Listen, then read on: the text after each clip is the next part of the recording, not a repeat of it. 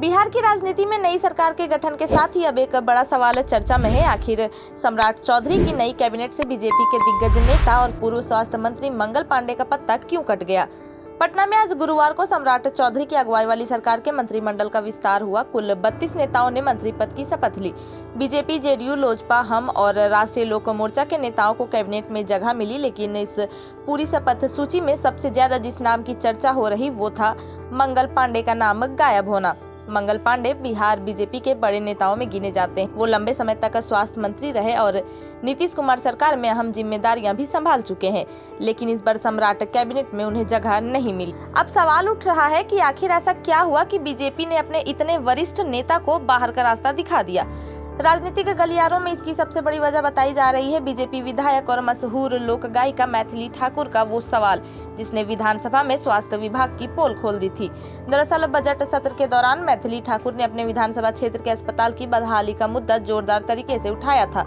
उन्होंने सदन में कहा था कि अस्पताल की इमारत इतनी जर्जर हो चुकी है कि कभी भी बड़ा हादसा हो सकता है।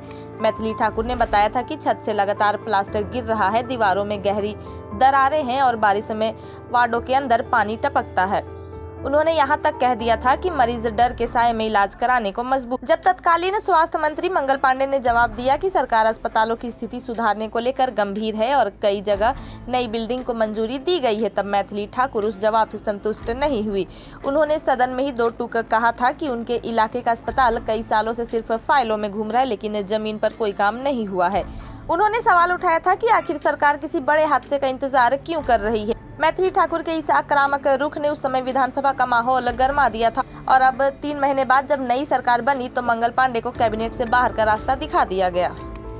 हालांकि बीजेपी की ओर से अब तक आधिकारिक तौर पर इसकी कोई वजह नहीं बताई गई है, लेकिन राजनीतिक जानकारी से परफॉर्मेंस और जनता के मुद्दों से जोड़कर देख रहे हैं। सिर्फ मंगल पांडे ही नहीं बल्कि नारायण प्रसाद और सुरेंद्र मेहता जैसे पुराने मंत्रियों को भी इस बार कैबिनेट में जगह नहीं मिली है। यानी साफ है कि सम्राट चौधरी की नई टीम में कई बड़े बदलाव किए गए हैं। भाजपा के दिग्गज नेता मंगल पांडे को कैबिनेट से बाहर करने पर आपकी क्या राय है, हमें कमेंट कर जरूर बताएं।